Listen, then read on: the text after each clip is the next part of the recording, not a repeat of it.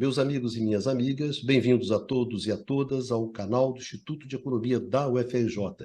Eu sou Ronaldo Bicalho e esse é o Conversa sobre o Mundo Contemporâneo, uma mesa redonda que discute o que rola no mundo hoje. Pois bem, nesse Conversas número 64, o nosso tema é a Itália da extrema-direita. Ano passado, em setembro, nas eleições gerais, pela primeira vez, desde 1945, desde a queda do fascismo na Itália, um partido neofascista chegou ao poder na Itália.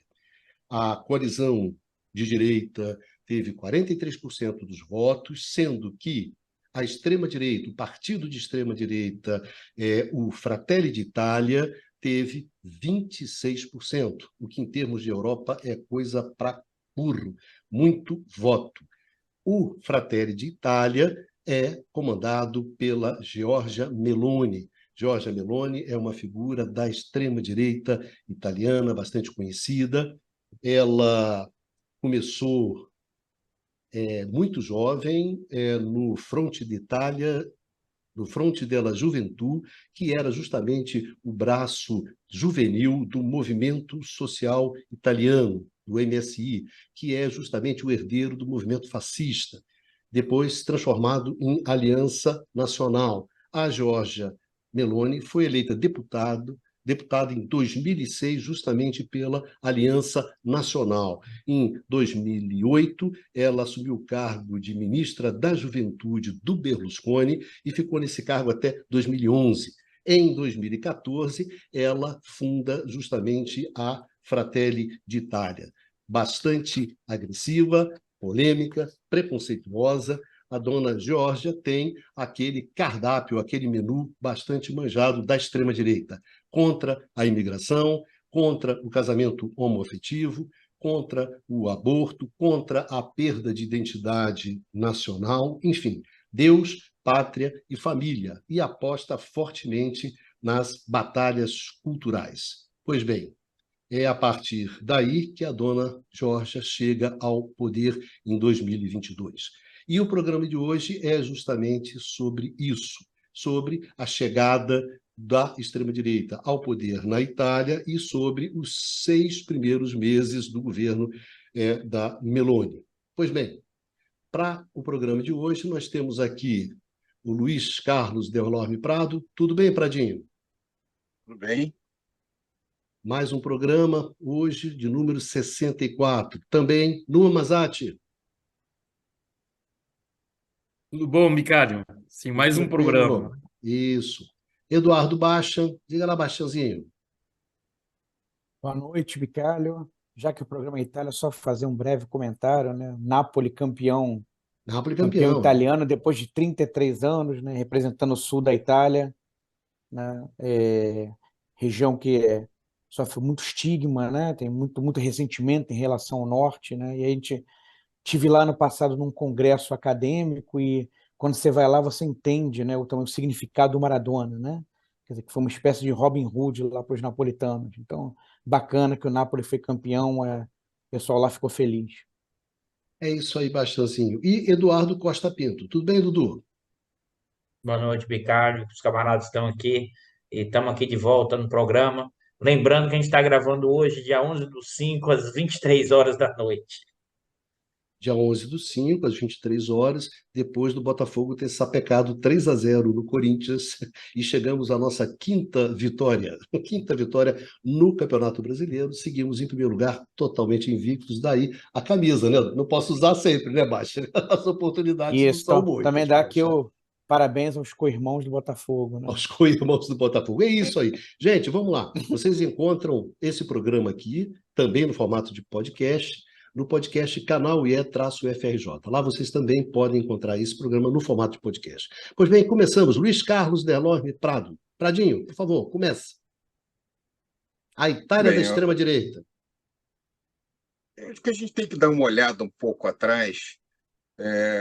Chama a atenção que entre a década de 50 e a década de 90, a economia italiana cresceu muito, cresceu mais do que a média da Europa. Na verdade, quando foi criada a Comunidade Econômica Europeia, A Itália era uma das mais pobres relativamente. E depois, ao longo desse período, o crescimento foi bastante grande. Em parte, o que também contribuiu muito para o rápido aumento da produtividade e do crescimento econômico da Itália foi a migração de trabalhadores das áreas agrícolas do sul da Itália, né? Em 57 ainda era 30% da força de trabalho da Itália era na área agrícola, para as regiões de produção de manufaturas, de produções industriais do norte da Itália. Então, a Itália, inclusive, chegou a passar a renda per capita da Grã-Bretanha no final da década de 80, 87. Na década de 90, a Itália perde, ela não consegue mais manter as taxas de crescimento mais elevadas. Por um lado, ela perde os fundos da União Europeia dos países mais pobres, por outro lado, o seu custo de trabalho sobe, ela começa a fazer políticas mais neoliberais. A Itália ela vai fazer muito esforço para entrar no euro e o desenho do euro foi muito influenciado pelos alemães. Estabelecia alguns objetivos, como um teto de 60% de dívida pública e 3% de inflação, que parecia muito difícil para a Itália conseguir alcançar. Mas como a Bélgica também tinha uma dívida pública muito elevada, a Espanha depois também queria entrar, acaba isso sendo flexibilizado. O fato é que, nesse período pós-euro, a Itália não cresce muito, ela passa a entrar num período de crescimento baixo, e mudanças de natureza política, inclusive a perda da legitimidade dos partidos tradicionais depois do escândalo italiano também de problemas de desvio de recursos e um Operação tipo Mãos Limpas, né? Operação Mãos Limpas, que acaba sendo possível fazer comparações com o caso da Lava Jato no Brasil, embora no caso lá da Itália também tem investigações sobre a máfia, tem diferenças relevantes e não é esse, obviamente, o objetivo. Mas o fato é que, depois de todo esse percurso, que chega ao governo é Silvio Berlusconi, né, entre 2001 e 2006, e entra um conjunto, a direita já entra no poder ao longo desse período, sendo que o resultado continua sendo muito precário. A Itália, cuja a parte mais dinâmica da sua indústria era de produtores relativamente pequenos e alguns segmentos de luxo, a parte também da indústria automobilística, ela começa a encontrar dificuldades para concorrer com produtos de outros países, da China, e depois também da entrada do leste europeu, de alguns países do leste europeu. Então, realmente, nesse cenário do fracasso das políticas públicas tradicionais, e principalmente depois da crise de 2008, que afeta muito o caso da Itália, que cria-se as condições necessárias para a ascensão de um partido de extrema-direita, como o Fratelli d'Italia, né? É impossível se entender a ascensão da extrema-direita fora do contexto da frustração que tem a sociedade italiana, principalmente os trabalhadores italianos, com referência a todo o processo de fragmentação e de perda de dinamismo que tem a Itália principalmente nos últimos 20 anos, ao longo do século XXI. E como já foi falado aqui pelo Bicalho, O receituário desse governo é o tradicional da extrema-direita, muito concentrado na questão da guerra cultural, mas é um pouco interessante que, na parte econômica, a política de gastos que ela apresenta é um pouco diferente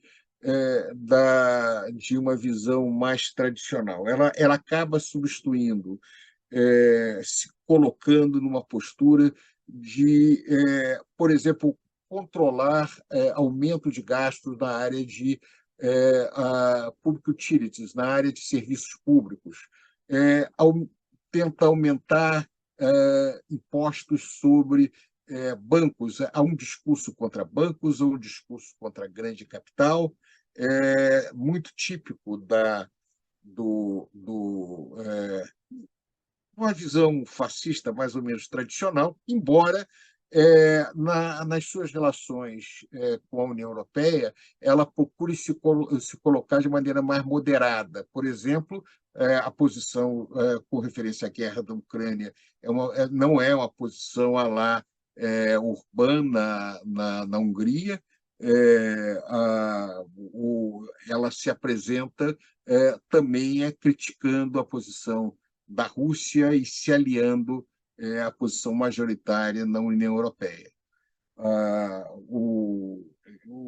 questão econômica ela se apresenta, mas o forte do governo que surge dentro desse contexto é de um discurso nacionalista, como de profunda rejeição aos imigrantes. Quer dizer, é interessante que várias medidas que ela faz são medidas contra os imigrantes, são medidas contra festas rave. É uma coisa interessante, tem uma lei contra festas rave que é usada também contra manifestações públicas.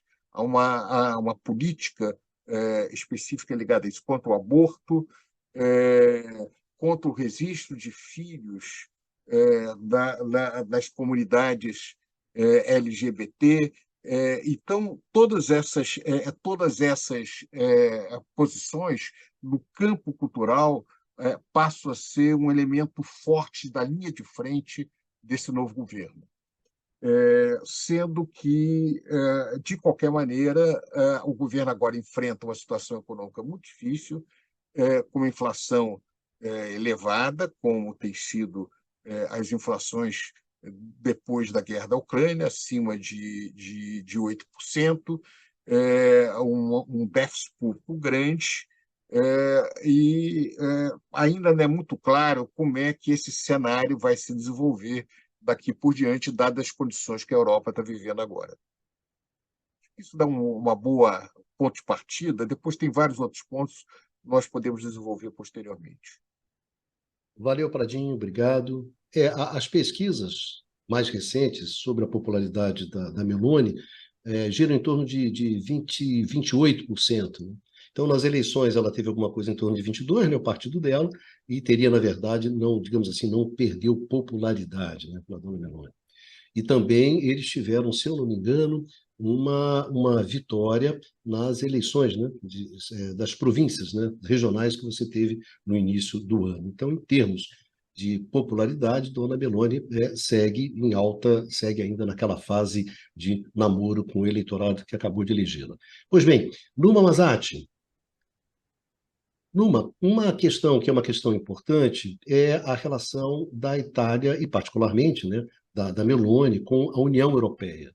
Havia temores, né, de que, na verdade, você teria uma relação muito complicada, muito tensa, etc., etc., e isso, concretamente, não é aquilo que se observa. Né? Eu gostaria que você falasse um pouco dessas... Eu sei que você vai falar de um monte de coisa, como sempre, mas eu pediria para você, nessas coisas todas, dar uma passada por essa relação justamente da Meloni, da extrema-direita com a União Europeia. Ela era eurocética, né, bastante crítica, esculachava geral, e havia um temor de que o que vai dar. Enfim, mas o que aconteceu de fato nesses 6 meses? Se me permitir, Bicalho, agora, houve algumas rusgas com a França. Então, se puder aí na sua resposta também incluir isso. Bom, primeiro, para responder a sua pergunta, Bicalho, de fato, o que a gente observa, bom, é algo que era previsível, no sentido em que a coalizão que lidera a Meloni, né, onde Fratelli d'Italia, seu partido, e o partido que recolheu, enfim, que conseguiu mais votos, né, nas eleições passadas, né, é uma coalizão. Então, além de Fratelli d'Italia, você tem a Lega, né, liderado pelo Salvini, e você tem um partido de direita, né, berlusconiano, né, liderado pelo Berlusconi, que, assim, esses três partidos, né, que entram nessa base governamental da Meloni, né, têm visões contrastadas sobre a questão europeia. Tá? Então, tem que pensar que, por exemplo, o Fratelli d'Italia é menos anti-europeu, assim, no seu DNA, né, do que a Lega, tradicionalmente. Até porque o Fratelli d'Italia foi, na verdade, uma forma, que lidera a Meloni, né, foi uma forma, na verdade, de expandir o modelo da Lega para fora, justamente, o seu recinto tradicional do norte da Itália. Porque a Lega, por definição, tinha uma limitação nas eleições gerais e ela prega uma certa forma de separatismo, pelo menos do ponto de vista tributário, fiscal, em termos até de culturais, né? Do norte, né? De uma parte norte que, na verdade, juntaria basicamente a tudo que você tem acima da Emília-Romanha, né? Ou seja, acima de Bolonha, né? Muito esquematicamente, né? E considerando que tanto Roma, através do governo federal, quanto, ou seja, através de uma máquina estatal que, segundo ele, suga segundo alega, suga os recursos do norte para justamente gastar ou em Roma, ou seja, numa espécie de Estado inflado, né, porque daí tem toda uma retórica, obviamente, anti-estatista, né, ou redistribui para o sul da Itália. Ou seja, é uma rejeição de uma espécie do mecanismo chamado de perequação, né, ou seja, de você redistribuir de regiões, tirar recursos das regiões mais ricas para transferir para regiões mais pobres, com a ideia de ter uma convergência, né, do nível de vida entre um determinado país. Tá? Esse tipo de preocupações são preocupações, enfim, de discursos, né, mais do que isso, né, é algo que a gente encontra em muitos países. Né? Infelizmente, no Brasil, a gente tem também esses discursos, né, das partes mais ricas do país em relação às partes mais pobres do país. Bom, então, o problema é que a Lega esbarrava nisso.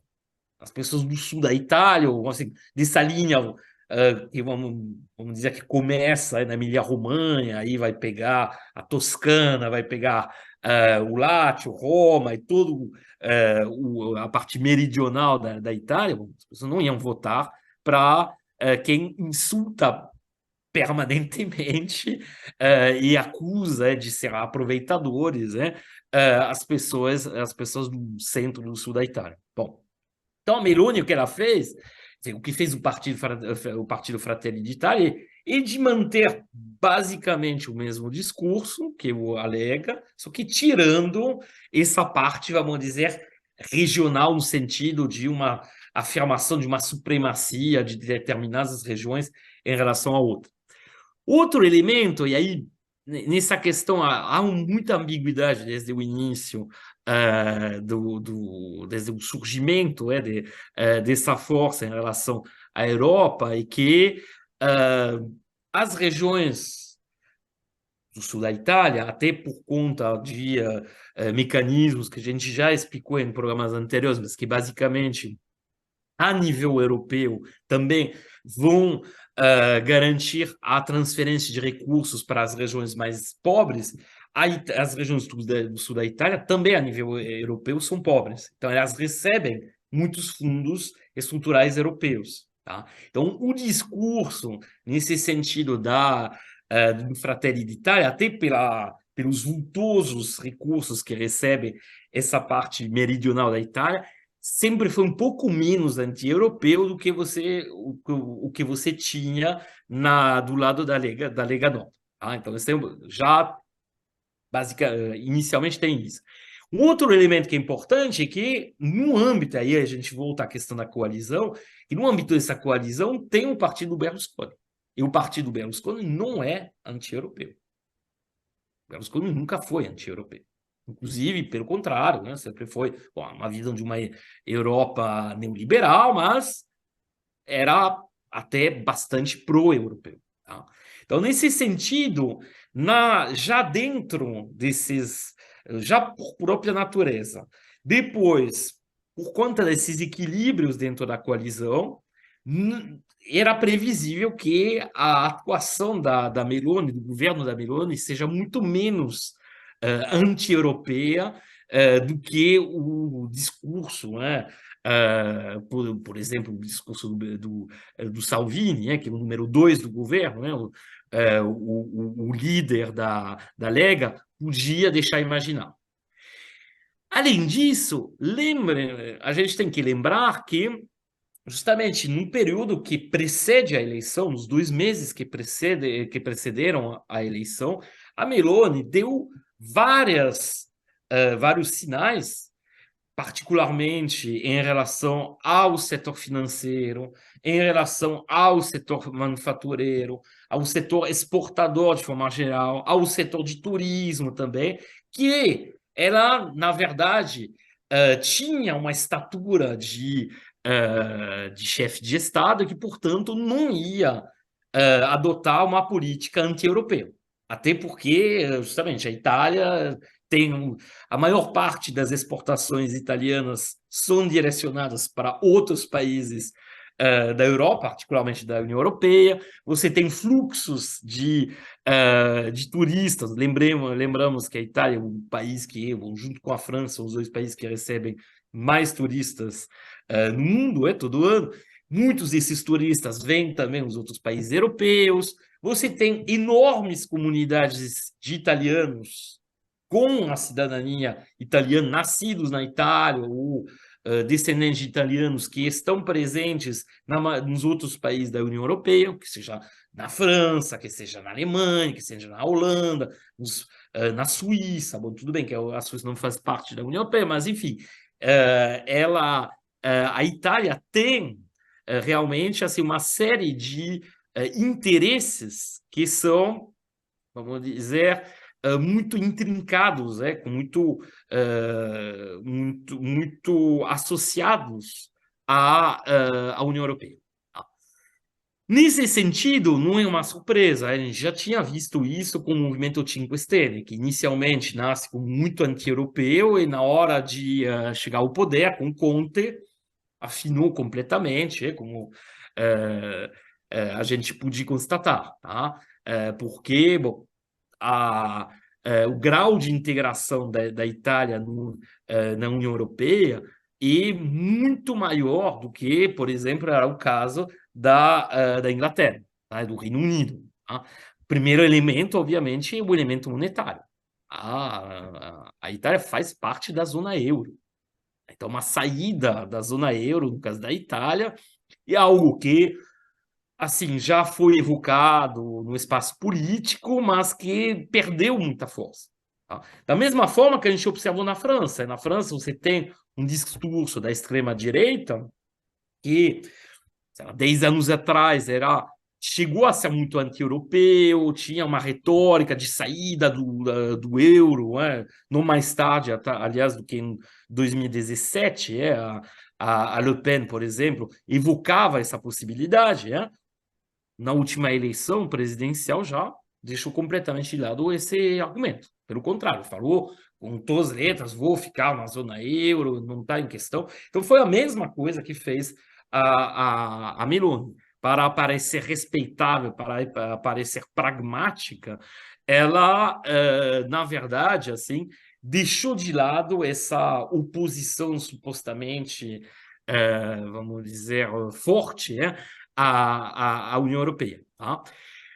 O episódio evocado pelo Eduardo Bastian, das tensões que existem com a França, que surgiram recentemente com a França, é um episódio que a gente vai tratar, do qual a gente pode falar mais para frente, mas basicamente tem a ver com um pronunciamento do ministro do interior da França, ou seja, ministro responsável pelas forças de segurança na França, que declarou, numa entrevista, que a Meloni não estava, na verdade, fazendo nada contra ela, na verdade, estava tendo resultados muito pífios na luta contra a imigração ilegal, já que os números de imigrantes ilegais entrando na Itália aumentaram desde que ela chegou ao poder, e, portanto, que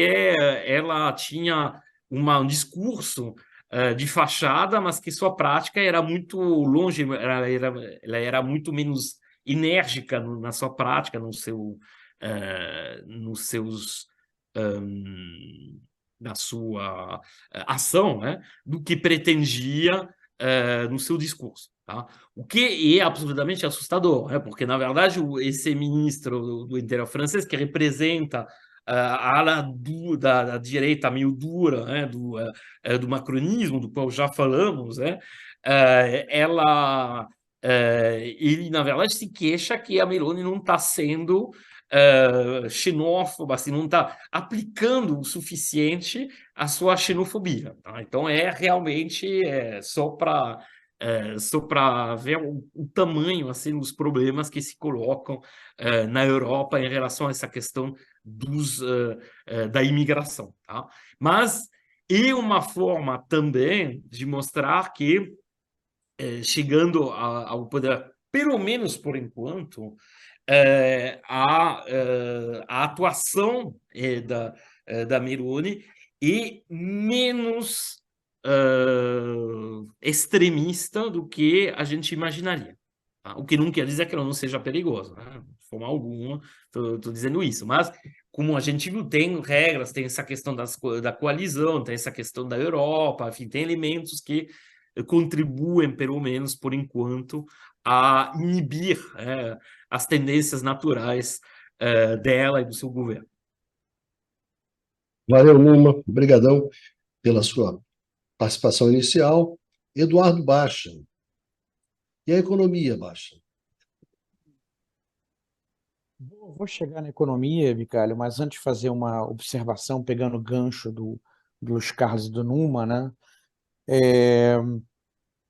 Quer dizer, dois elementos fundamentais, né? Chave da agenda do Fratelli d'Italia, da Meloni, né? Uma é a valorização dos símbolos nacionais, né? Da cultura italiana. Tá? Por exemplo, recentemente a Meloni sugeriu a criação de um liceu Made in Italy, tá? De valorização das coisas da Itália, enfim. E o outro elemento é o discurso anti-imigração, que está associado ao primeiro ponto. Tá? E aí chamou muita atenção algo que aconteceu nos últimos dias. Tá? O ministro da Agricultura do governo Meloni, tá? Francesco Lollobrigida, é o mesmo sobrenome da atriz famosa, não sei se tem alguma relação de parentesco, ele fez menção, não exatamente com os mesmos termos, a uma teoria, né, supremacista branca, teoria da conspiração, da chamada grande, se não me engano, grande substituição. É esse o termo, Numa? Grande substituição. Ele usou o termo substituição étnica, né? E que, na verdade, a ideia é que os italianos, quer dizer, estariam sob perigo, tá? Desaparecimento talvez seja uma palavra um pouco forte, mas quer dizer, aquela Itália cristã e branca estaria sendo ameaçada por dois elementos. A própria baixa taxa de natalidade dos italianos, e o outro, a imigração, tá? E não é qualquer imigração, né? É imigração, em particular, do continente africano, enfim, de é, pessoas de religião distinta à religião predominante na Itália, tá? É altamente xenófobo. Então, até tem um aspecto interessante, né? A Itália, ela tem um princípio que a cidadania italiana, ela vem pelo direito sanguíneo, né? Ius sanguinis. Então, quer dizer, se você tem, ele é um tataravô, sua família veio da Itália há 150 anos atrás, tá? Tem algumas especificidades nisso, mas, enfim, em princípio, você é italiano, tá? Você é reconhecido, tem que passar pelo processo, reconhecido como italiano, tá? E é interessante que o Fratelli d'Italia, a Meloni, defende a manutenção desse princípio, tá? Porque, no fundo, eles acham preferível que, se vierem imigrantes, que sejam imigrantes com, digamos, laços é, italianos, tá? Quer dizer, que tenham origens italianas, tá? Ao invés de gente que, em princípio, seria diferente, né? Que não teria nenhuma relação prévia com a Itália, tá? Isso se manifesta em medidas anti-imigração e também medidas de cunho econômico, tá? Por exemplo, agora, no dia 1º de maio, aí eu vou fazer a transição para a agenda econômica, foi passada, por exemplo, foram passadas medidas, tá? Uma delas de corte de impostos para trabalhadores que têm filhos, tá? Isso era especificamente voltado para criar um benefício para quem tem filho, no sentido de estimular as pessoas a terem mais filhos. Agora, entrando na agenda econômica propriamente, são sintomáticas essas medidas do dia 1º de maio, porque, além do corte de impostos, né, como sendo algo entendido, houve cortes específicos justamente para trabalhadores com filhos, mas também outros cortes mais gerais, tá? O entendimento de que isso seria um tipo de política fiscal expansionista, que estimularia a economia. Quer dizer, estimular não por meio da ampliação de gastos, mas sim por cortes de impostos. E outro elemento muito importante são medidas no sentido de flexibilização do mercado de trabalho italiano. Por exemplo, medidas que facilitam contratos de curto prazo, tá? Que são tipos de emprego precarizados, né? Sem direitos, são contratos de curto prazo, sem um conjunto de direitos que um trabalhador, enfim, formal tradicionalmente teria, tá? E aqui é interessante também notar que eles se voltaram contra medidas de amparo a trabalhadores desempregados, tá? No caso, a ideia era fazer uma distinção. Quem está desempregado porque tem algum tipo de impedimento para trabalhar, efetivamente, e quem estaria desempregado, mas que, em princípio, não teria nada que o impedisse de trabalhar, tá? Quer dizer, a ideia era inibir, era limitar a ajuda, tá? Os auxílios estatais para quem tá desempregado e poderia trabalhar, porque tudo dentro de uma lógica, digamos, de ética do trabalho, tá? De evitar a preguiça, a indolência, que esses auxílios, na verdade, fariam com que as pessoas não se mexessem para tentar conseguir um posto de trabalho, ficariam se aproveitando dessas benesses fornecidas pelo Estado, tá? Então, quando a gente reconhece, então, nesse governo Meloni, elementos por esse lado da valorização do nacionalismo, tá? Da valorização dos símbolos nacionais, a gente encontra por aí elementos de similaridade com, digamos, o que foi a experiência da extrema-direita italiana nos anos 20, dos anos 20 aos anos 40. Mas, por outro lado, essa agenda econômica de flexibilização do mercado de trabalho é um tipo de agenda típico, digamos, do neoliberalismo, da década neoliberal dos anos 90. E, nesse sentido, distinta do que foi, quer dizer, o período de 22 a 44, né, 45, não foi homogêneo, tá? Mas do que foi a tônica, digamos, da experiência italiana do ponto de vista econômico, né, e do mercado, das políticas para o mercado de trabalho, para os trabalhadores, tá? Na experiência da extrema-direita desse período da primeira metade do século XX. Tá? E essas medidas anunciadas no 1º de maio foram atacadas pelos sindicatos italianos. Tá? Então, acho que esses são alguns elementos interessantes, né, quando a gente pensa, o Luiz Carlos começou chamando atenção, fazendo, na verdade, um histórico, né, chamando atenção para alguns elementos históricos, aqui onde a gente encontra elementos que são compatíveis ou próximos com a experiência pregressa e outros que são bastante distintos. Valeu, Baixa. Dudu, olha só, um tema que aqui surge, pegando um gancho nessa questão do Baixa, embora você Só uma coisa, o identifica... Pradinho queria fazer uma parte, só uma observação que complementa. Pradinho, Ele complementa... É só uma frase, é só dizer que nessa onda nacionalista foi tão forte lá que foi aprovada uma lei agora em abril em que estabelece multas de até 100 mil euros quem usa inglês em comunicações oficiais. Então, há uma preocupação de reprimir o uso de expressões de anglicismos, né, como se diria aqui no Brasil, que há um pouco dessa onda isso é de meio anedótico, mas mostra o espírito, né, são até 100 mil euros, não é pouco dinheiro. Eu não sei se isso vai ser efetivamente implementado, não, mas isso passou a ser um dos elementos da propaganda, etc. Quer dizer, esse nacionalismo, que não é o nacionalismo dos anos 20, sabe, Baixa?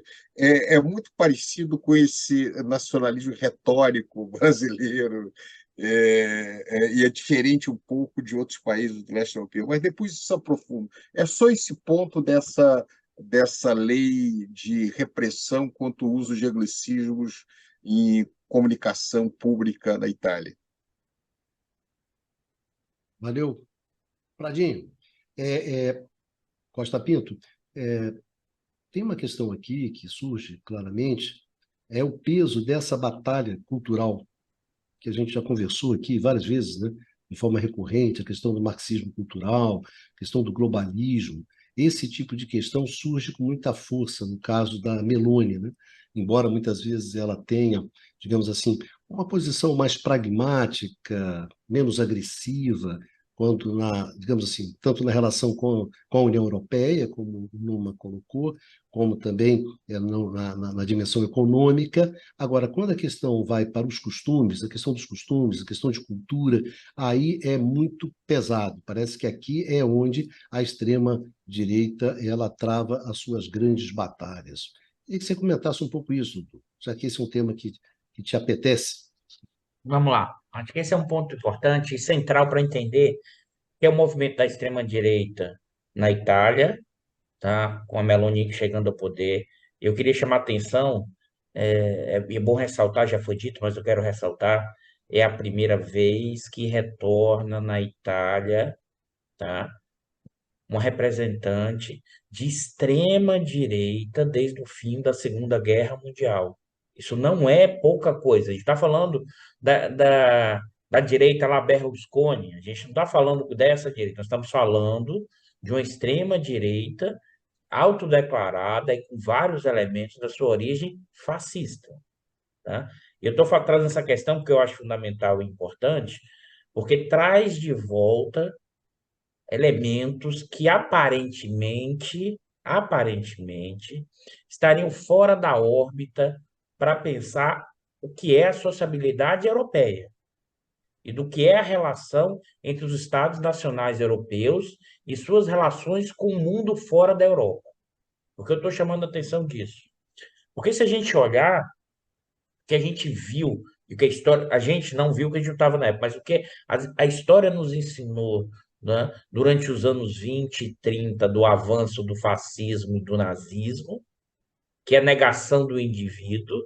Tem todo um debate, mas sua origem começa lá atrás, na discussão do século XIX, com a ideia do racismo científico.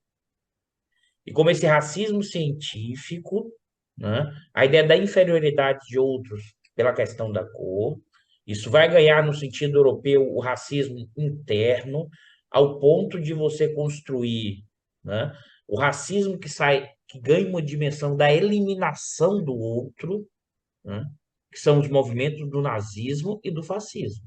A eliminação do diferente. Eu quero chamar atenção nessa discussão, porque essa é uma discussão que vai além de uma questão de disputa de visões de mundo. A extrema-direita, na sua configuração, é a negação do diferente, mas é mais do que a negação. Se fosse possível, é a eliminação do diferente. E o diferente, no caso italiano, é complexo, né? É porque se você olhar a Itália com uma influência maior ali na ponta da bota, de maiores influências latinas, inclusive, na sua formação histórica, de alguns povos que não necessariamente seriam um germanismo europeu, ou seja, a própria disputa entre as identidades nacionais na Europa, né? Mas ali nasce, ali avança, né, o fascismo.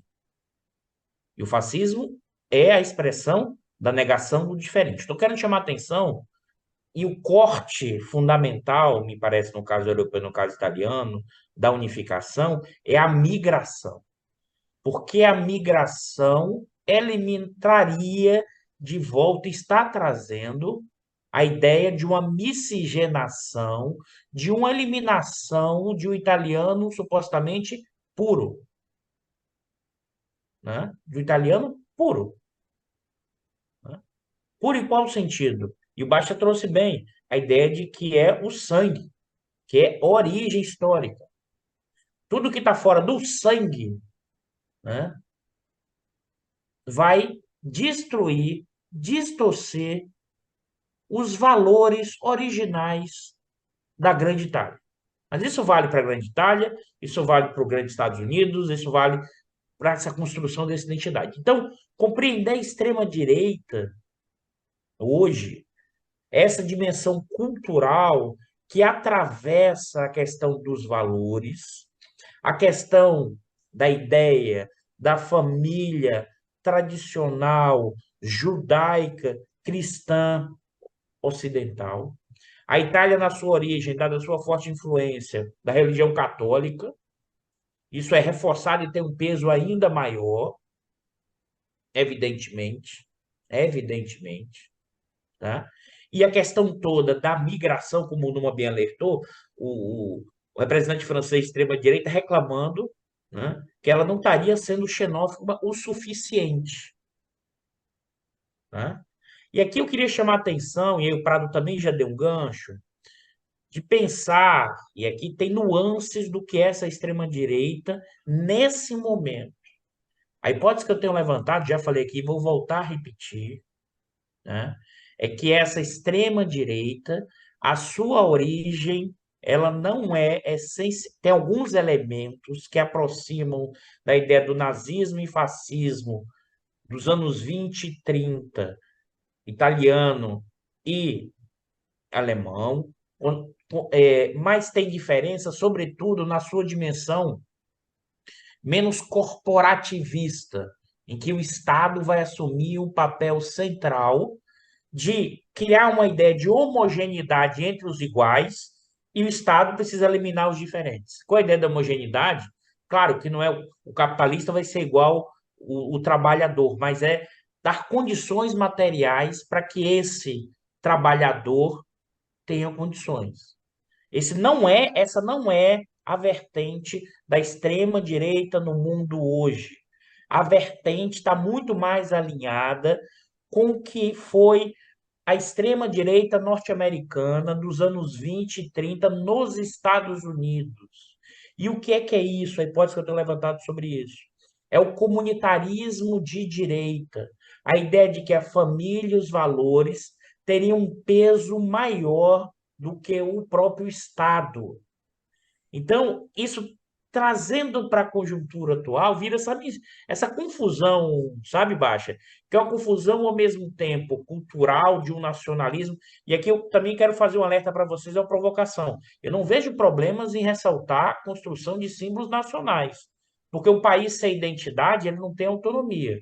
A questão toda é que símbolos nacionais construídos a partir da negação de quem é o diferente, e é, sobretudo, por questão de raça. Isso é muito claro. Ou seja, quem é o migrante?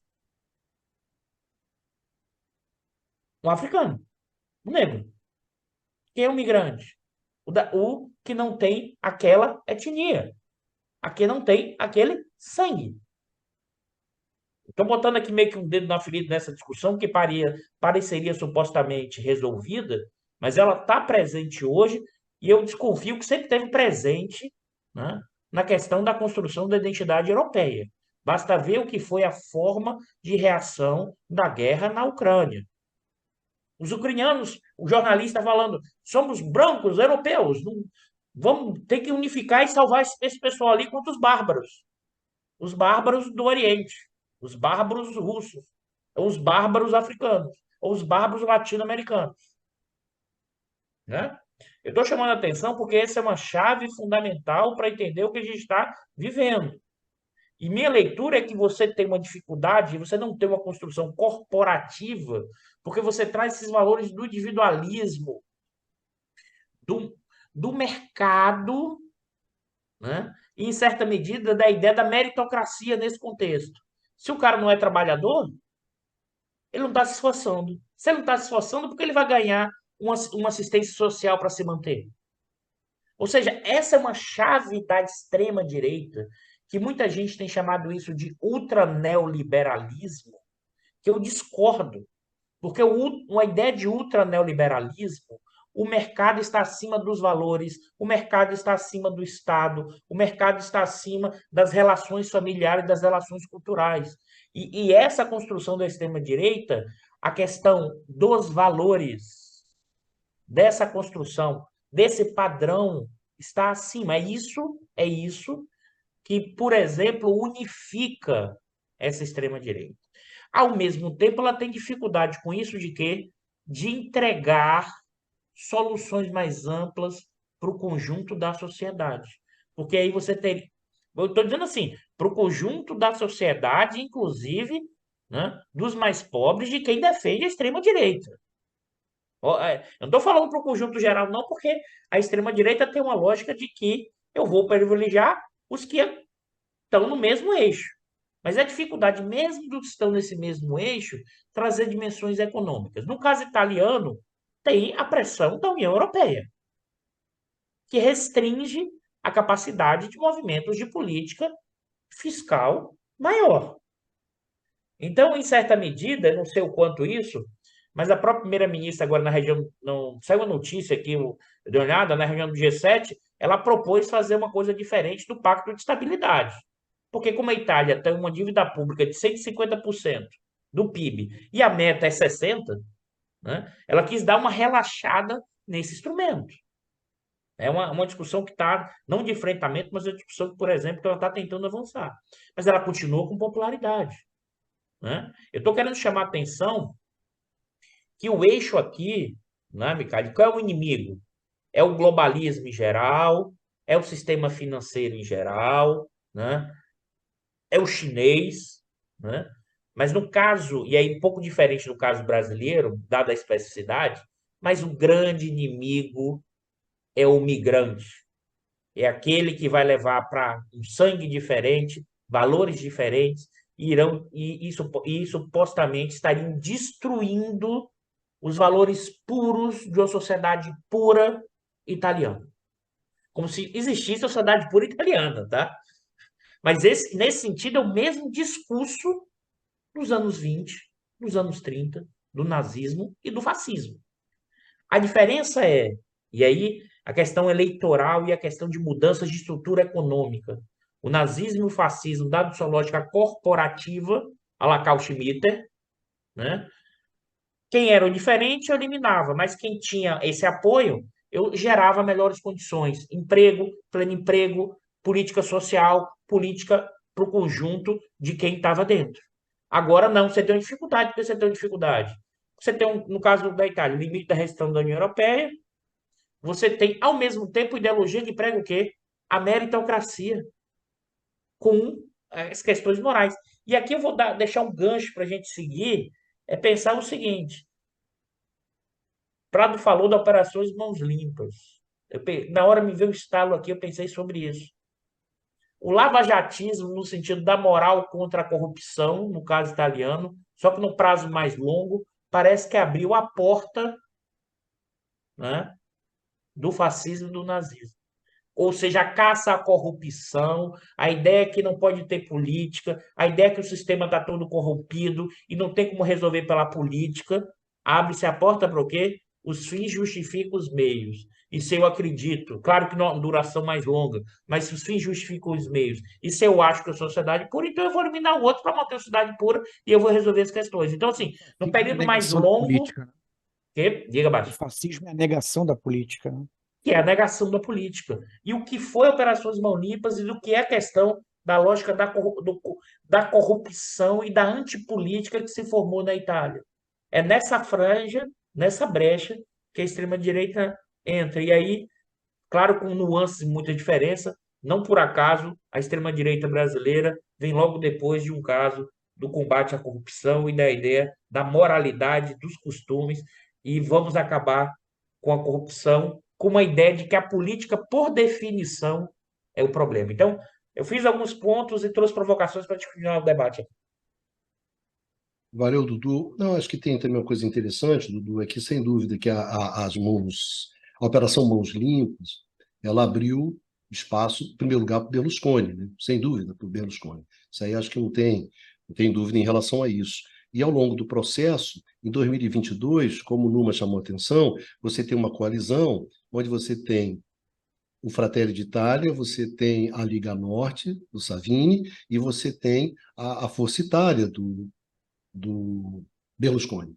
Mas o que acontece agora é já um Berlusconi muito mais frágil, muito mais fraco, dentro da própria coalizão, já mais velho, etc, etc. Ou seja, você tem aquela passagem a partir das Mãos Limpas, que começa com Berlusconi e, ao fim e ao cabo, numa colisão onde Berlusconi já não tem mais a hegemonia, e a hegemonia se dá através da extrema-direita, com o Fratelli d'Italia.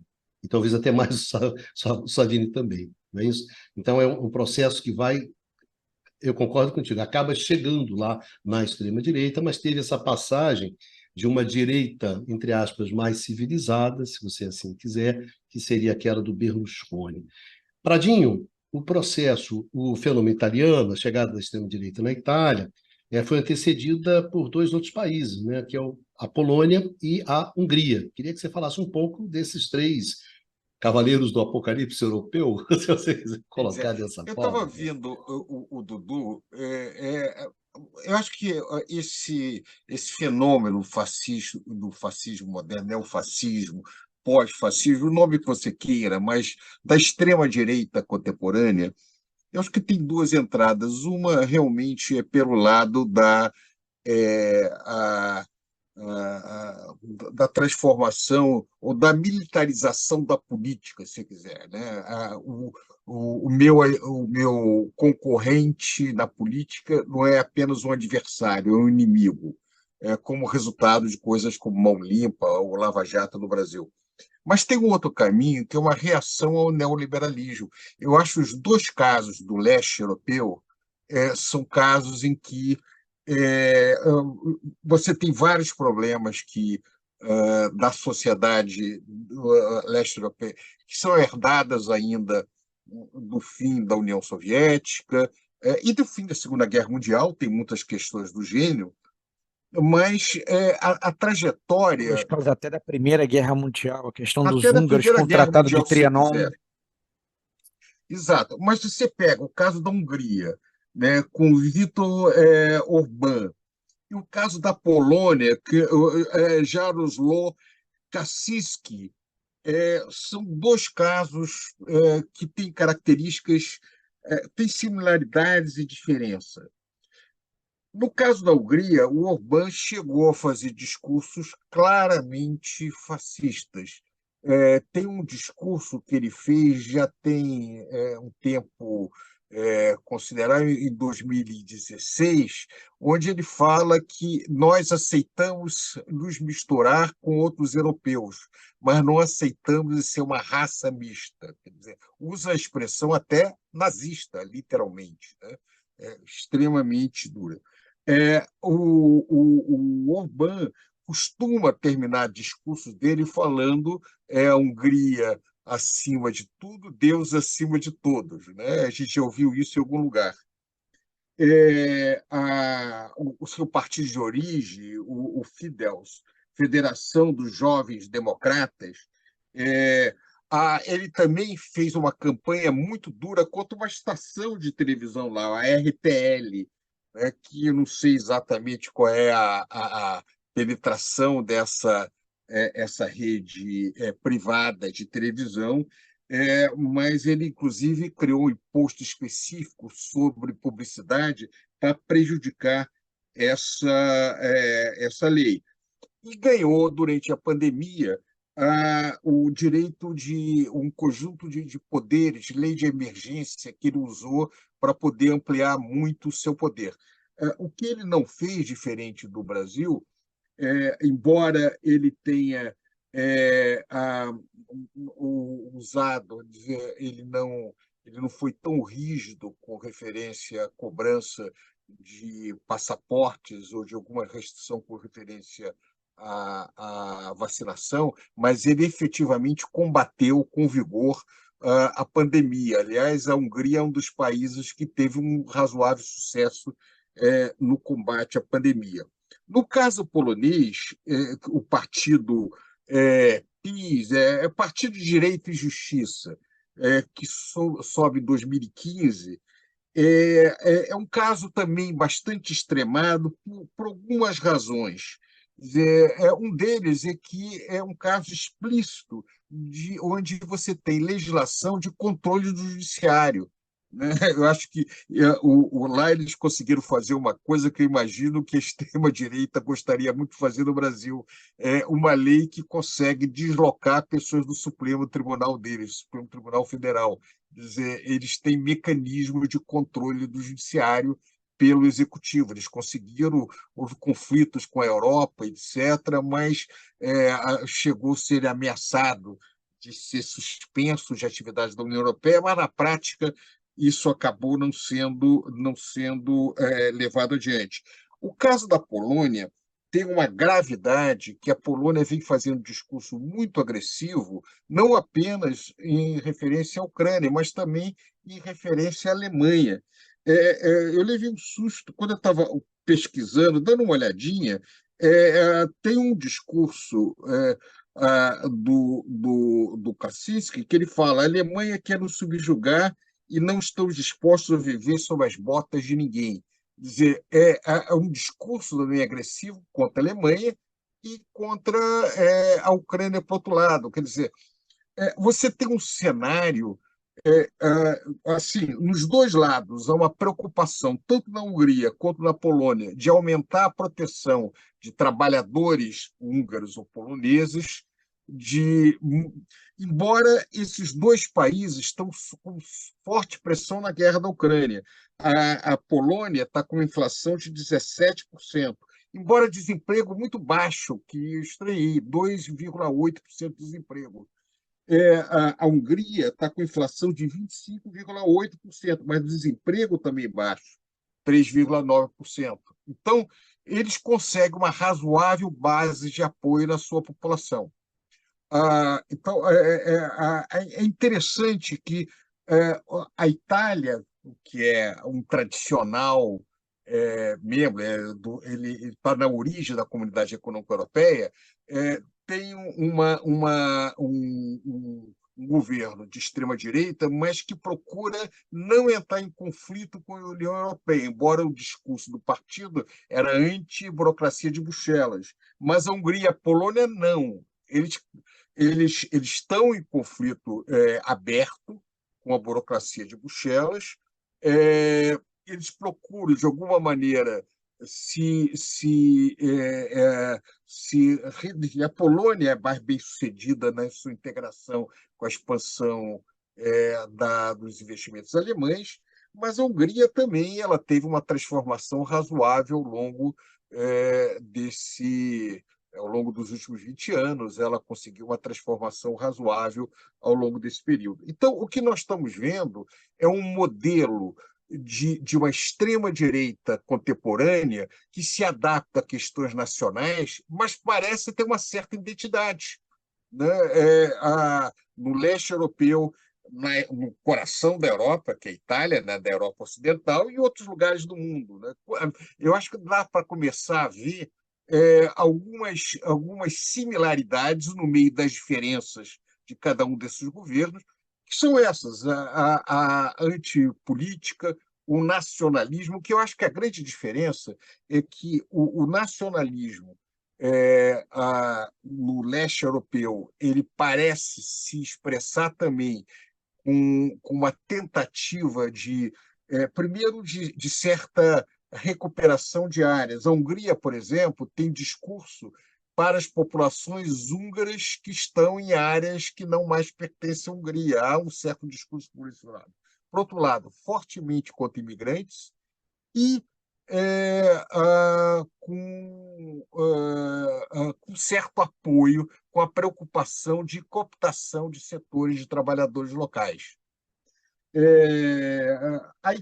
Agora, todos eles têm em comum também um discurso contra a agenda pós-moderna, a questão identitária, todas essas questões, e moralista, que é outra coisa em comum.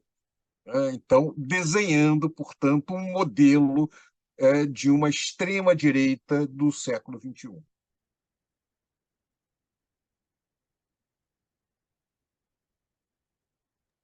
Tá no mudo, Bicalho? Numa, você que havia pedido a palavra? Sim. Então, eu acho que a gente pode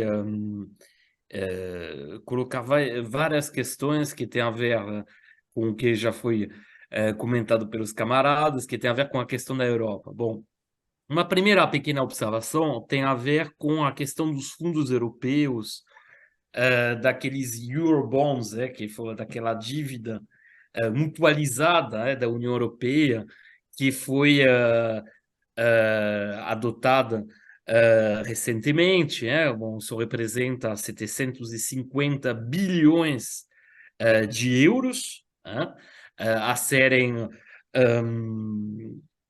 distribuídos aos países membros da União Europeia para, basicamente, assim, realizar três tipos de projetos: projetos de melhoria urbana, projetos voltados para a questão do meio ambiente, tá? Da preservação do meio ambiente, e questões, assim, projetos ligados à criação de atividades econômicas sustentáveis, ou seja, ao mesmo tempo que sejam voltados para a alta tecnologia e também com uma responsabilidade ambiental. Bom, desses 750 bilhões de euros de fundos europeus, a Itália foi, assim, pode receber 190. Tá? Foram atribuídos 190 bilhões à Itália. É o país que mais receberia desse fundo soberano. A grande questão que se coloca, que é uma questão que já tinha aparecido nos governos do Conte, do Draghi, e como usar esse dinheiro. Tá? E, justamente, tem tido uma pressão muito forte da União Europeia sobre a Itália em particular, para a questão do uso desses fundos. Por quê? Porque os projetos que foram propostos mais recentemente pela Itália são projetos que não se enquadram assim, nessas três categorias de destinos definidos pela União Europeia. Em particular, vou dar alguns exemplos. A Itália tentou empurrar o projeto de renovação, na verdade, de reconstrução do estádio de Firenze, o projeto de criação de um enorme ginásio, assim, de 15 mil lugares, na periferia de Veneza, ou seja, projetos que não são exatamente de melhoria urbana. Tá? Da mesma forma, os projetos produtivos não satisfazem a questão ambiental, e os projetos assim de preservação do meio ambiente em si tampouco são muito poucos na Itália, tá? Então a gente vê que tem ao mesmo tempo um problema que é ligado à natureza do próprio do governo atual e dos governos anteriores, que tem uma dificuldade assim de pensar de forma estruturada. Então isso é uma herança, na verdade, da formação da Itália desde o Risorgimento. É uma dificuldade de você ter um Estado central, um Estado, bom, não é uma federação, mas seria o equivalente do Estado federal no Brasil, que tenha a capacidade de articular projetos e de aplicá-los, tá? Particularmente com o objetivo de diminuir essa distância que existe entre o desenvolvimento da parte norte da Itália e o desenvolvimento da parte sul.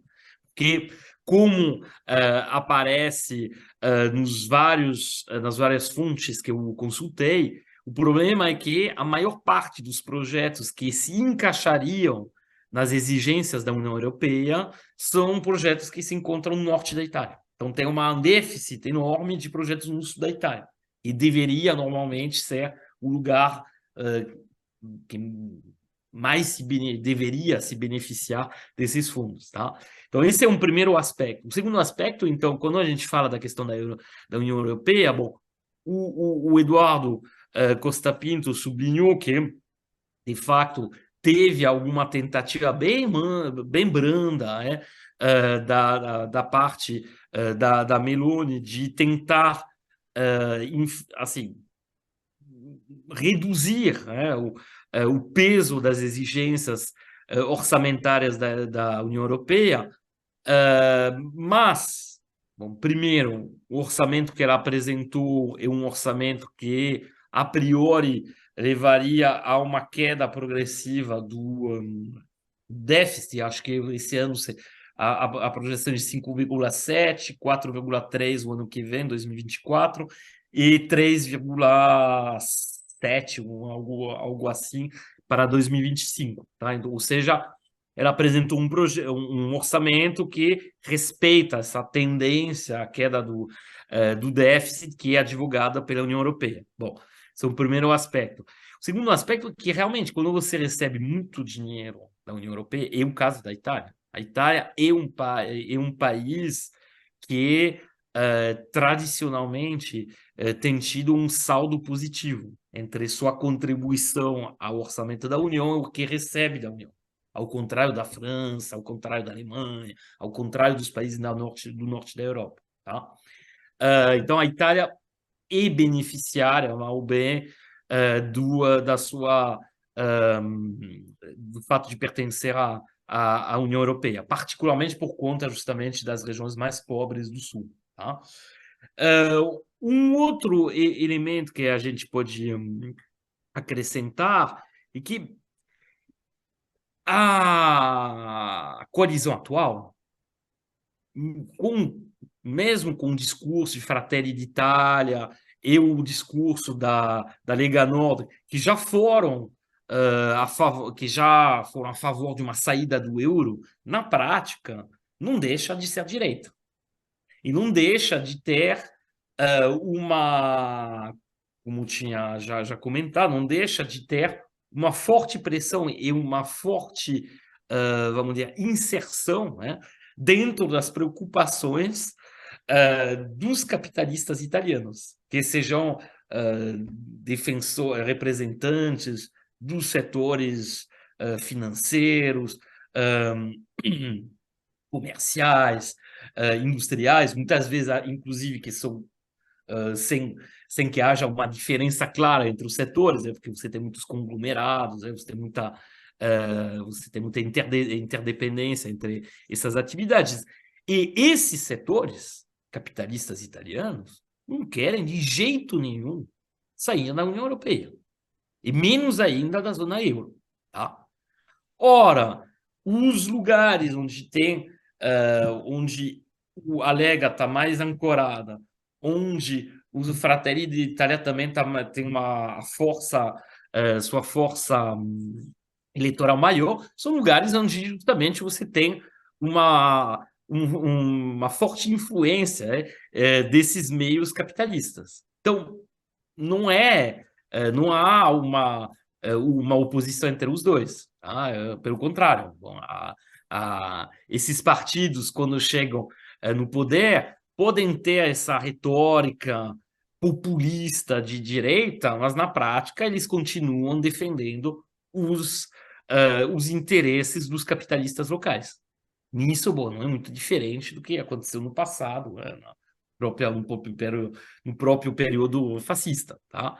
Então, acho que isso é um elemento importante. Depois eu queria acrescentar, bom, dou a palavra para os camaradas, que a Itália tem uma peculiaridade, é que ela, do ponto de vista estrutural, o país é a segunda potência industrial da Europa. Se você olhar, 16% da produção industrial europeia é realizada pela Itália. Tá? Então, está na frente, por exemplo, da França, em termos industrial. Então, você tem realmente na Itália uma peculiaridade estrutural, ou seja, um peso da indústria que é muito forte comparativamente a outros países europeus. Acho que o único país assim grande da Europa comparável seria a Alemanha, justamente. E, nesse sentido, há uma enorme, vamos dizer, interdependência entre esse setor industrial italiano e o resto da indústria europeia. Por exemplo, tem um peso muito grande do setor de peças para autopeças, né? Peças para automóveis. E os clientes são as empresas automobilísticas francesas, alemãs. Então, você tem também, desse ponto de vista, uma impossibilidade, no caso uma dificuldade muito grande, no caso da Itália, de se afastar da Europa, de se afastar desses mercados. Tá? Depois a gente pode evocar outras questões, mas realmente, no caso da Itália, você tem esses elementos fortes do ponto de vista estrutural e por fim, tem uma questão que teve muito peso na eleição assim, sucesso eleitoral da coalizão liderada pela Meloni, que é a questão do desemprego, a questão social e de desemprego. A Itália tem uma taxa de desemprego que caiu enormemente em relação ao que podia ser uns 15 anos atrás, porém, permanece acima da média europeia. A taxa de desemprego na Itália, segundo a Eurostat, em março era de 8%, sendo que a média europeia, da União Europeia, é de 6%, é 2% acima. Além disso, você tem uma taxa de desemprego dos jovens que é comparativamente maior do que nos outros países europeus e tem, nesse sentido, um peso, e tem que também enfatizar um elemento que a gente não encontra, pelo menos na mesma magnitude nos outros países da Europa, e uma imigração muito forte de jovens italianos formados, né, para justamente o resto da Europa. Alguns, eventualmente, para os Estados Unidos, mas a maior parte vai para o norte da Europa. Tá? E essa fuga de cérebro tem uma magnitude na Itália que é quase comparável àquela que a gente observa no resto do sul da Europa. Então, a Itália é um paradoxo. Ao mesmo tempo em que é um país grande, uma economia grande, a terceira potência econômica da União Europeia, atrás da Alemanha e da França, é a segunda potência industrial, tem um tecido produtivo bastante diversificado, ao mesmo tempo tem um problema de oportunidade de criação de emprego, particularmente para os jovens mais qualificados. Tá? E nesse sentido, é interessante observar que esse movimento migratório, que teve uma pausa durante a crise do Covid, retomou. Tá? Então, você tem já desde o ano passado, em 2022, pelas estimativas do Instituto Nacional Estatístico da Itália, mais de 100 mil jovens formados com diploma universitário saíram da Itália. Tá? E isso é muito significativo dessa dificuldade para o sistema econômico italiano de gerar emprego e de conseguir assim manter, vamos dizer, sua posição econômica relativa em relação aos outros países da União Europeia.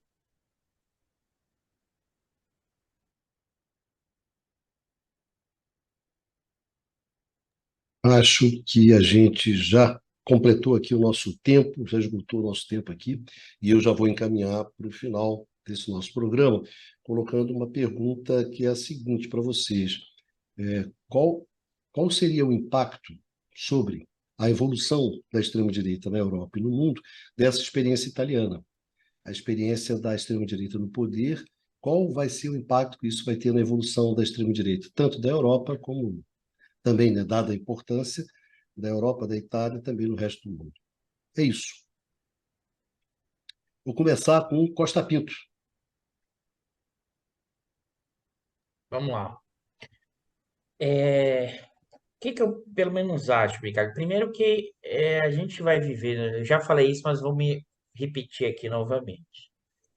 A extrema-direita, ela veio para ficar, e eu vou explicar por que ela veio para ficar. Ela veio para ficar porque, se por um lado ela tem dificuldade de construir mudanças estruturais que melhorem as condições materiais dos mais pobres, que em certa medida, ou dos que perderam as condições materiais anteriores, que essa é a brecha onde a extrema-direita entra, que acho que queria ressaltar isso. Tem uma dimensão que é cultural dos valores, mas tem uma dimensão econômica, como o Numa alertou muito bem, desemprego alto, e mais ainda, mesmo na Itália, que é industrial, mas tem uma diferença regional muito grande, então eu teria que avaliar quais taxas de desemprego regional, e isso gera muita diferença nas votações em termos regionais, provavelmente. Além de tudo, com a pressão de competição chinesa da questão industrial, como esses empregos industriais foram perdendo adensamento ou qualidade no sentido da remuneração, porque a questão toda e aí o fascismo e a extrema-direita entra, sobretudo quando parte enorme da população não consegue enxergar uma melhora no futuro, ou que tem uma incerteza sobre o futuro. E esse dado que o Numa trouxe é muito importante, o quanto você tem uma enorme quantidade de jovens universitários indo para outros países europeus, porque não enxergam possibilidade ali de um emprego de melhor qualidade ou de ganhos naquela estrutura social.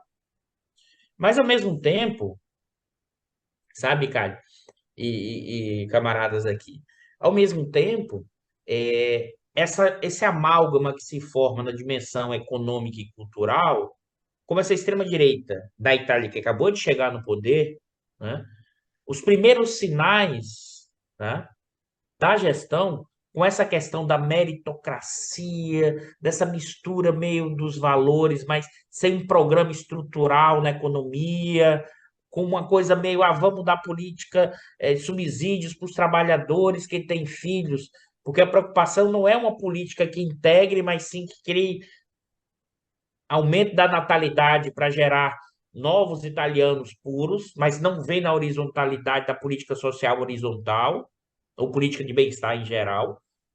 A extrema-direita, né, quando ela adota isso, na minha leitura, Bicalho, ela tem enorme dificuldade de depois conseguir vitórias eleitorais. Do outro lado, quando a esquerda assume o poder, também não implementa mudanças estruturais, e o caso europeu, acho que ainda fica mais complexo, e o caso italiano, pelas restrições de Bruxelas, da política fiscal. Então, eu acho que esse pêndulo, né, ele vai girar cada vez mais entre uma extrema-direita e uma esquerda. Agora, e por que esse pêndulo vai ainda girar muito? Até que você consiga, ou de um lado ou do outro, né, criar condições ou estratégias de mudanças estruturais na economia. E aí você está falando de que mudança você está falando, Eduardo? Por exemplo, taxar a renda do capital e aumentar a distribuição de renda, aumentar as condições materiais, né? Essa seria uma possibilidade. Agora, não vejo nesse cenário, pela sinalização do caso italiano, que ele possa representar uma luz para a extrema-direita mundial se consolidar no sentido mais amplo, ainda bem. E também acho que o caso polonês e o caso é, da agora me Húngaro, falhou, quê? húngaro. Húngaro. Do húngaro, já falando bulgário, no caso húngaro, não acho que seria sinalizador para a extrema-direita mundial, porque estão na periferia da Europa. Entendeu, Prado? Eu acho que nesse momento a gente ainda vai operar muito como pêndulo. É nesse sentido que eu falo que extrema-direita veio para ficar, porque você não tem uma saída de mudança estrutural e, ao mesmo tempo, essa extrema-direita, com a questão moral, com a ideia de que supostamente está enfrentando o sistema, que supostamente está garantindo os direitos no andar de baixo, eleitoralmente ela se torna viável, né? Então a gente ainda vai ver muita coisa pela frente e muitos movimentos aqui, que isso vale para a Europa, mas isso também vale para a América Latina e para os Estados Unidos. É isso. Valeu, Dudu, obrigado. Bastian, Olha, eu vou numa linha similar à do Dudu. Quer dizer, a extrema-direita ela floresce, né? Onde há desesperança, né? Quer dizer, na ausência de perspectivas econômicas, num contexto de crise social, de desemprego alto, desemprego entre jovens, isso cria um campo fértil para crescimento da extrema-direita, que, em geral, vem com um discurso, né? Algo messiânico também, e apontando o dedo, olha, a culpa é do imigrante, tá? Quer dizer, você aponta culpados e, em princípio, oferece uma solução a algo miraculosa, né? Que vai virar a chave, reverter a situação, os problemas que a grande maioria da população, em geral, os mais pobres, enfrentam. E aí, nesse contexto, quer dizer, se a extrema-direita também não oferece respostas às questões econômicas, tá? Se ela não oferece a melhoria nas condições de vida do pessoal mais pobre, dos trabalhadores, ela também não finca raízes. Tá? Ela não finca raízes. Você tem que. Não basta só o discurso. Né? Tem que efetivamente, né, oferecer algum progresso material para a população. E do ponto de vista do que tem sido, né, nesse curto período de governo Meloni, a meu ver, ele não tem por onde oferecer essa melhoria na qualidade de vida da população. Né? De um lado, na verdade, como todos os países europeus, né, é um governo, como todos os governos italianos, e na verdade, como no caso, todos os países europeus, amarrados pelas restrições por pertencer à zona euro. não apenas do ponto de vista da política fiscal, como o Dudu chamou a atenção, pelas regras muito rígidas e que tiram muitos graus de liberdade para uma política fiscal mais expansionista, né, que estimule o crescimento econômico e a geração de empregos, mas também porque a própria adesão à moeda única, no caso o euro, a moeda única europeia, significou abrir mão da política cambial e da política monetária. Tá? A política monetária é decidida por uma instituição supranacional, que é o Banco Central Europeu, tá? E se o país não tem mais a sua moeda própria, também não pode apelar não é o termo, melhor termo, não pode recorrer à desvalorização cambial como eventualmente uma medida para estimular a economia por meio de eventualmente de expansão das exportações. E do ponto de vista do mercado de trabalho, tá? O tipo de política que esse governo tem adotado é um modelo clássico do neoliberalismo, né? De entender que o problema no mercado de trabalho, do desemprego, não é falta de estímulo econômico, mas sim seriam restrições no mercado de trabalho, em particular, muita rigidez, tá? Que dificultaria as empresas contratar, tá? Então, é por isso que não teria, por isso que o desemprego seria alto. Do meu ponto de vista, não é por aí. Obrigado, Baixa. Pradinho, qual vai ser a contribuição da extrema-direita italiana no poder para a evolução da extrema-direita europeia? Cara, eu estava ouvindo com cuidado as observações, tanto numa do Baixa. Prado, está muito Ah, baixo, Prado. estão me ouvindo melhor agora? Agora sim. Talvez seja a distância do aparelho. Eu vi o que vocês falaram com bastante cuidado, e eu concordo com o Dudu do fato de que esses países do leste europeu, Hungria, Polônia, têm peculiaridades onde as questões geopolíticas tendem a ser mais importantes e fazem com que a extrema-direita ali talvez tenha pouca influência fora. Eles têm grande influência ali nesse coração da Eurásia, né? Eu acho que vai ter problemas geopolíticos sérios dentro desse espaço, como já está dando, né? Como no caso do conflito da Ucrânia. A Itália tem mais a ver com o que ocorre no lado de cá, onde nos interessa mais, e no coração da Europa. Como eu acho que o Numa botou muito bem, a Itália não tem como se afastar da agenda europeia, até pela sua profunda integração dos seus capitais. A extrema-direita, agora como no passado, o peso do seu discurso é realmente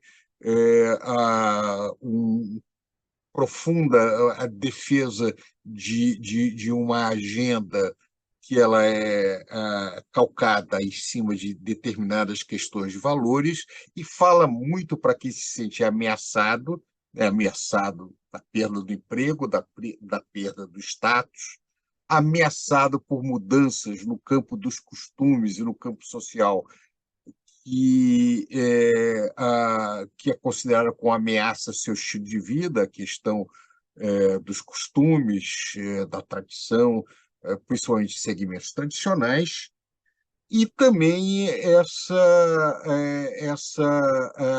do confronto entre o local e o internacional, entre os cosmopolitas e os locais. De qualquer maneira, é, o que eu acho a grande fraqueza e o ponto que eu acho que ainda dificulta muito o avanço da extrema-direita é que o discurso econômico da extrema-direita ainda é muito vago. Em alguns locais, ele se aproxima do neoliberalismo. Em outros locais, ele procura se afastar disso, ou seja, recorrer a um desenho mais clássico da extrema-direita dos anos 20. Eu suspeito, e é ruim terminar um programa com suspeito, mas eu suspeito que você tem uma extrema-direita do centro e uma extrema-direita da periferia que tem agendas muito diferentes. Porque na periferia o nacionalismo da extrema-direita tem que ser muito superficial. Ele não pode se contrapor com outras forças centrais. No caso do centro, você tem algum espaço para políticas nacionalistas um pouco mais radicais, mas, de qualquer maneira, você está prisioneiro. O caso da Itália, que está dentro de uma economia central, mas também prisioneira da lógica da União Europeia. Ou seja, o que eu vejo é que esse é um tema que nós temos que voltar mais. Nós temos que terminar reconhecendo o nosso pouco conhecimento ainda do impacto da extrema-direita nos próximos anos. Eu concordo integralmente no que ela veio para ficar, mas é um fenômeno que tem que ser mais entendido e principalmente, em que ponto ele se afasta do neoliberalismo tradicional ou ele é apenas uma radicalização da agenda neoliberal a qualquer custo, né? Tentando, de alguma maneira, controlar a estabilidade política para poder sobreviver.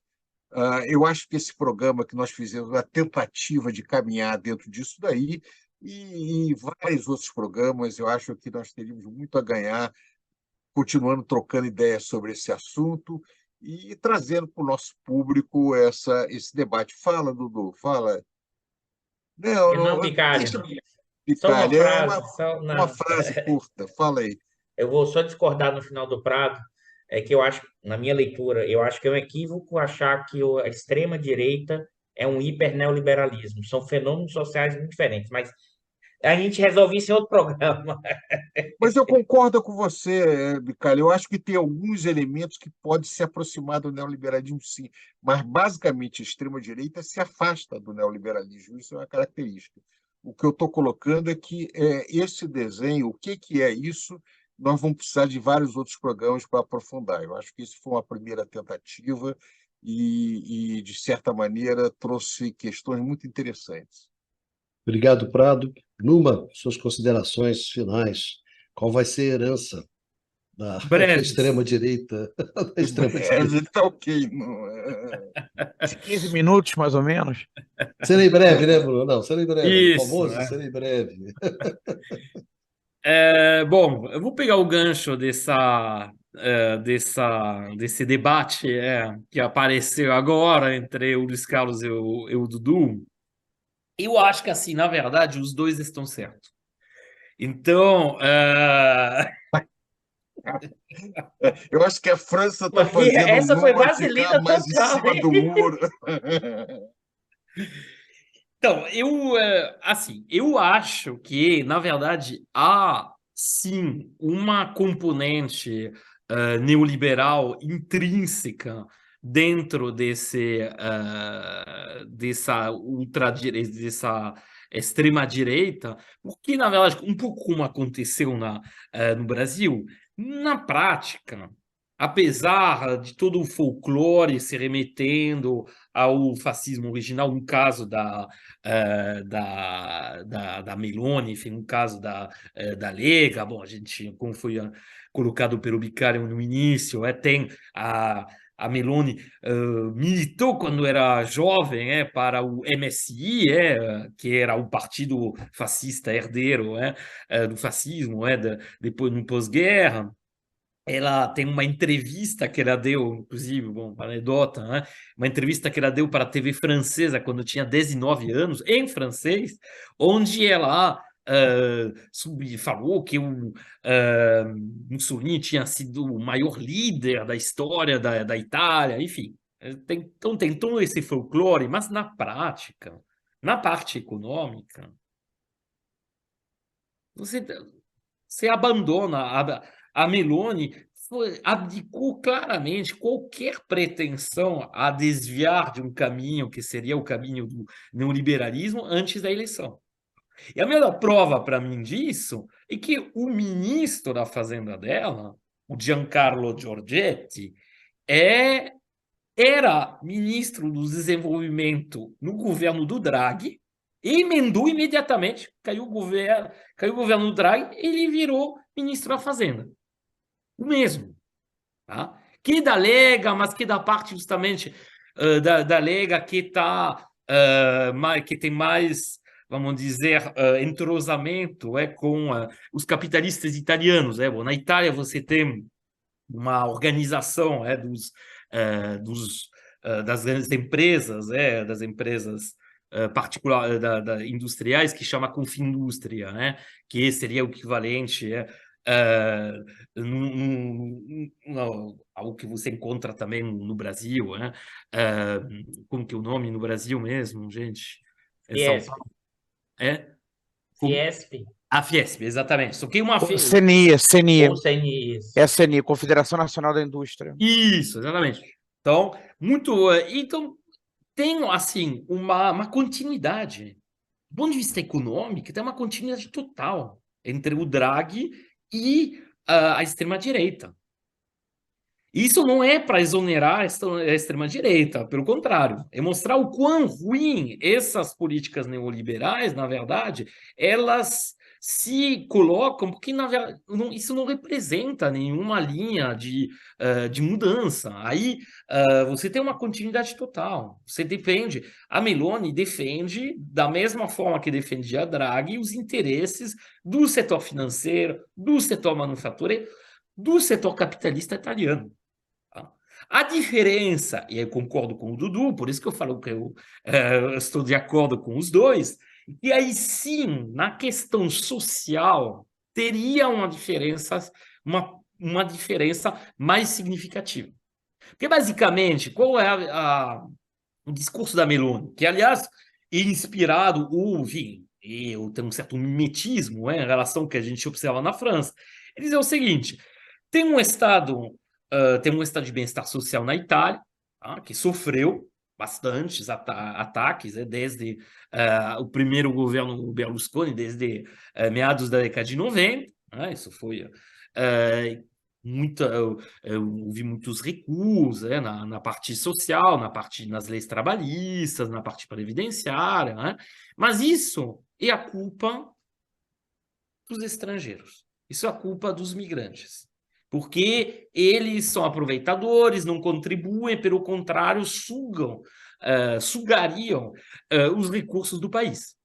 Que é algo absolutamente absurdo em si, né? E que no caso da Itália é ainda mais absurdo, porque você tem setores inteiros da economia italiana, e não dos mais negligenciáveis, pelo contrário, setor turístico, setor agrícola e setor agroalimentar, que dependem imensamente da mão de obra estrangeira. Tá?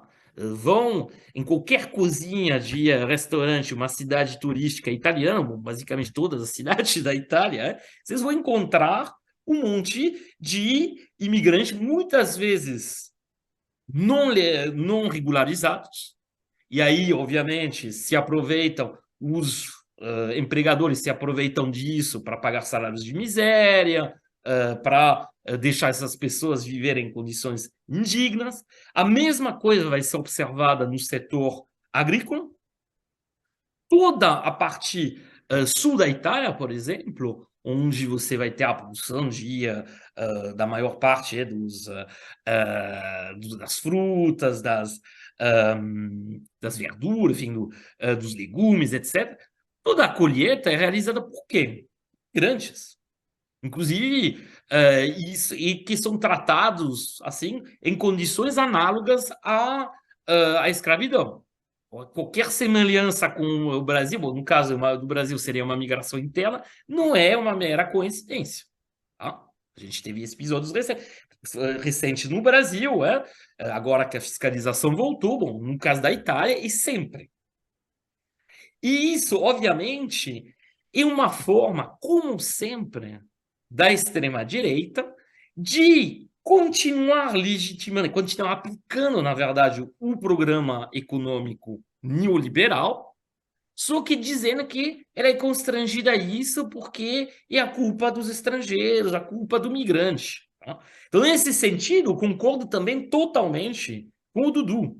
Então não era... Bom, quando eu falei que eu concordava com os dois, eu acho que a gente encontra esse elemento fundamental na extrema-direita europeia, ou na extrema-direita de forma geral, e uma hipocrisia fundamental.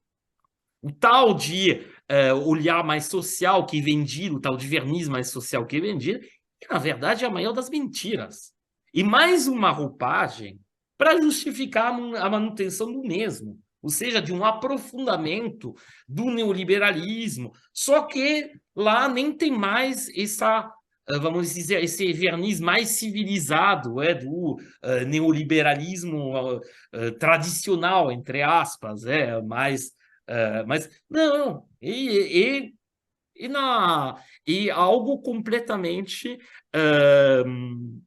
sumido do ponto de vista dos preconceitos, do ponto de vista da rejeição do outro, do ponto de vista da exaltação de uma suposta civilização italiana, que é uma das coisas mais assim, bizarras, E nesse sentido, como foi colocado, e a forma de manter uma população que está cada vez mais enfrentando problemas em termos de padrão de vida, problemas em termos de acesso a serviços públicos que se degradaram, ou seja, frente a uma situação que piorou, objetivamente, mas valorizando uma coisa que aí não custa nada aos capitalistas, que é essa suposta identidade, essa suposta esse orgulho de ser italiano, que significa o que isso significar, com uma exaltação também dos elementos locais, Bom, quando chegou ali do lado da Lega Nord, você tem, adoram essas coisas meio folclóricas de baile, que você, enfim, tudo esse lado, porque isso não custa nada. Não custa nada e permite avançar ainda mais no neoliberalismo. Não é muito diferente do que aconteceu no caso do Brasil. No caso do Brasil também, você avançou no neoliberalismo e usou essas temáticas para na verdade, criar uma espécie de contrafogo. Tá? O problema, no caso da Europa, é que você não tem, no caso da Itália, infelizmente, você não tem um Lula.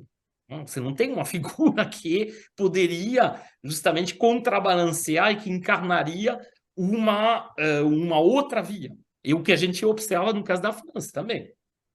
E como a gente viu no caso no caso da Itália, essa ideia de caminhar, essa tentativa de tirar até o lado político com os governos técnicos, que na verdade, governos como a gente viu, como eu falei, que integravam elementos da coalizão atualmente no poder, ou seja, que já tinham, não eram técnicos por nada, que eram, na verdade, assim, defensores do capitalismo, defensores de uma visão de direita, como está acontecendo na França com o Macron, já que você tem neoliberalismo, já que você tem um discurso de direita, por que votar para um Macron, para um Draghi?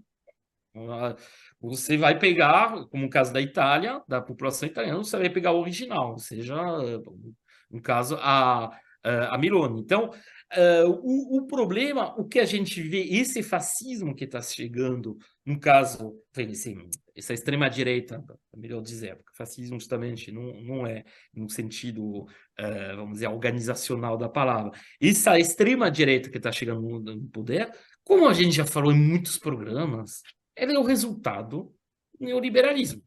Então, e ela continua aplicando as receitas neoliberais, só que com vamos dizer, essa justificativa xenófoba, essa justificativa de exclusão do outro. Enfim, é um debate, a gente poderia debater muito. Eu vejo que o Dudu, obviamente, não concorda com esse ponto de vista. Não quero. Não, eu gostei foi do seu drible, não. Eu estou admirando o seu drible aqui, mas a gente debate depois. Tá bom. Eu acho que esse programa, essa discussão, deve se repetir outras vezes, porque o tema é muito interessante. Nós conversamos de maneira comportada falando sobre a Itália, mas o tema transcende muito a questão italiana. Senhores, valeu, Numa. E lembrando também, Numa, que uma esquerda italiana muito dividida, né? Pelo menos como ela se apresentou nas eleições do início desse ano, nas eleições regionais, e perdeu pesado, se apresentou muito dividida, bastante dividida. Ao passo que a direita mais, pelo menos no que diz respeito à direita, à centro-direita, bastante unificada, né? Bem, senhores, gostaria de agradecer a presença dos quatro aqui, né? Nesse debate, como disse o Prado, né? Um bom debate, né, Prado? Uma boa discussão, vamos ver se a gente tem mais dessa.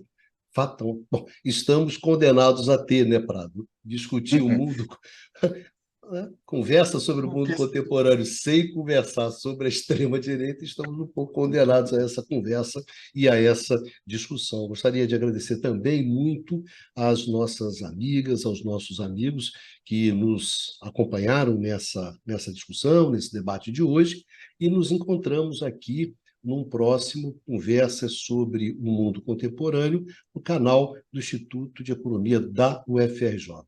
Se cuidem e vida que segue.